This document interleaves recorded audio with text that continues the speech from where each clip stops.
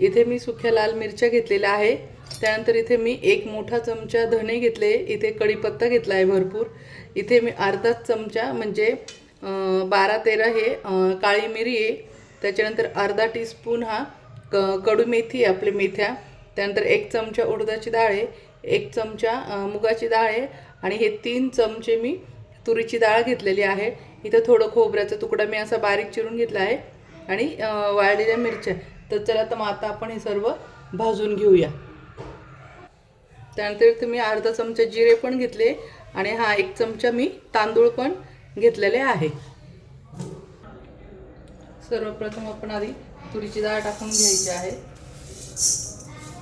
आणि मुगाची डाळ, उडदाची डाळ पण टाकून घेऊया।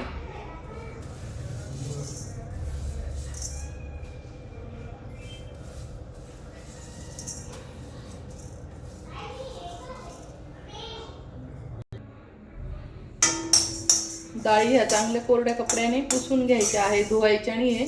त्याच्यावरची जी पावडर वगैरे असेल तर ती कोरड्या कपड्याने 2-3 वेळा चांगलं चोळून पुसून घ्यायचं आहे।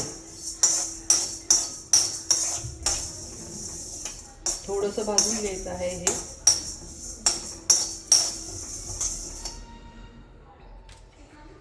आता यात लगेच तांदूळ टाकायचे आहे।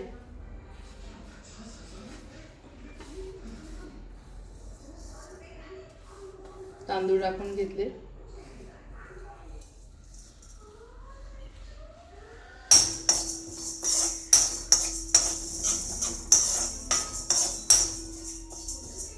हलकेसे भाजायचे आहे, जास्त कलर पण बदलायचा नाही। त्यानंतर आता आपण खोबरं पण टाकून घ्यायचं आहे, खोबरं पण भाजून घेऊ।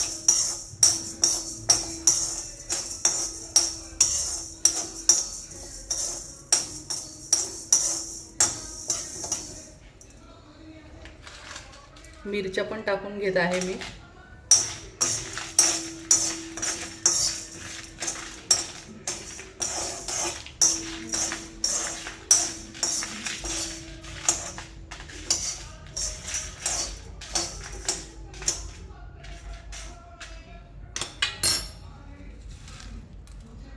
त्यानंतर कढीपत्ता पण टाकून घेत आहे भाजायला लगेच।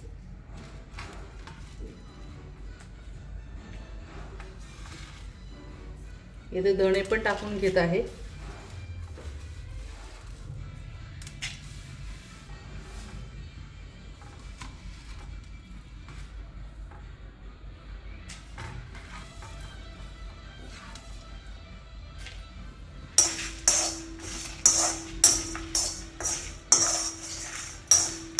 हे मंद आचेवरच भाजायचं आहे, जोरात गॅस करून भाजायचं नाही तर हे जळून जाईल।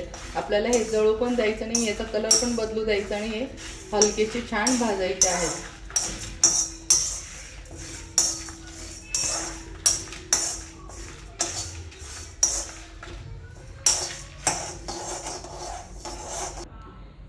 आता मी इथे मी जिरे, परत मेथी दाणे आणि मिरे हे पण टाकून घेत आहे।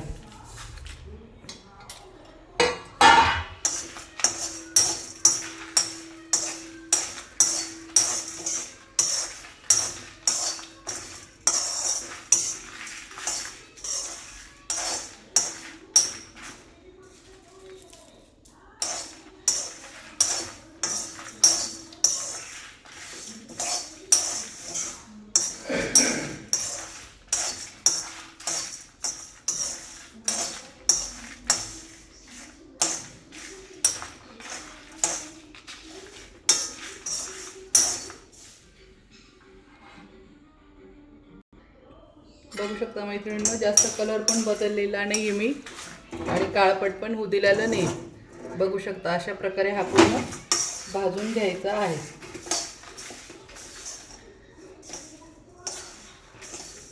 मस्त आता याचा वास पण खूप छान सुटलेला आहे। आता आपण हा काढून घेऊया एका ताटामध्ये। अशा पद्धतीने भाजून घेतला। आता हा थंड होऊन आणि आपण मिक्सरला दळून घ्यायचा आहे। आता हा थंड होऊ देते। आपले मसाले थंड होत आहे तोपर्यंत मी इथे एकच छोटा चमचा, जो आपण सगळं मेथी दाणे वगैरे मोजून घेतलेले आहे त्याच चमच्याने इथे मी अर्धा म्हणजे 1 चमच्याला थोडं कमी आणि अर्धा चमच्याला जास्त, बघू शकता म्हणजे हा 1 चमचा झालं तर एवढी मोहरी घेतलेली आहे. मोहरी लास्ट भाजून घ्यायची आहे आणि जास्त जाळायची नाही, तर सांबार कडू बनतं. एकदम हलक्या हाताने 1 सेकंदासाठी फक्त हलकी रोस्ट करायची. गॅस बंद करायचा आहे, कढई तापेल आहे म्हणून. गॅस बंद करून गरम कढईमध्ये फक्त हलकंसं मोहरी भाजून घेऊया. मोहरी पण छान भाजली गेली. आता या मसाल्यांमध्ये मोहरी पण टाकून घेऊया.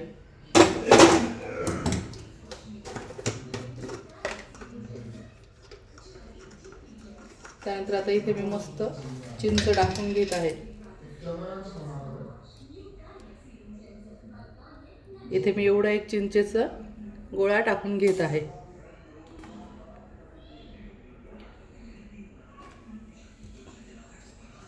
आता आपण हे मिक्सरच्या भांड्यात दळून घेऊ.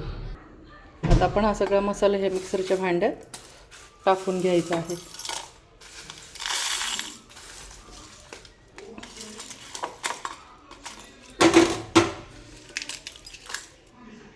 त्या सर्व मसाला चिंच सर्व टाकून घ्यायचे आहे.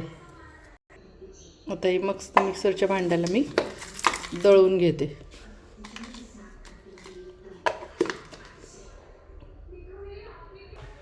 आता थोडंसं मी बारीक करून घेतलं, तर अशा वेळेस इथे आपण हळद टाकून घ्यायची आहे. आणि आता पुन्हा मिक्सरच्या भांड्याला आपण बारीक करून घ्यायचं आहे.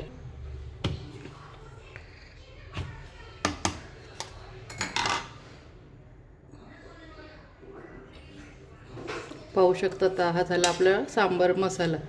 कलर वगैरे किती छान आलेला आहे. हा एवढा सांबार मसाला 15 ते 20 लोकांचं सांबार बनवण्यासाठी हा एवढा मसाला आहे. एवढ्या मसाल्यात 15 ते 20 लोकांचं आरामशीर सांबार होतं. आणि अंदाज डाळीचं वगैरे धरला तर 1 किलो डाळीचं सांबार होतं. हे मस्त बघू शकतात मैत्रिणींनो.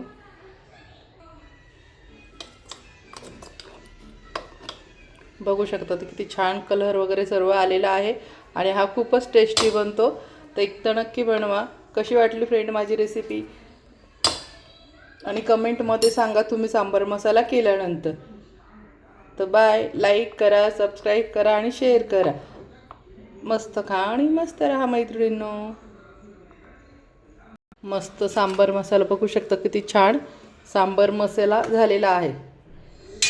हा सांबार मसाला एवढा 15 ते 20 लोकांसाठी सांबार मसाला आहे. बघू शकता याचा कलर वगैरे किती छान आलेला आहे.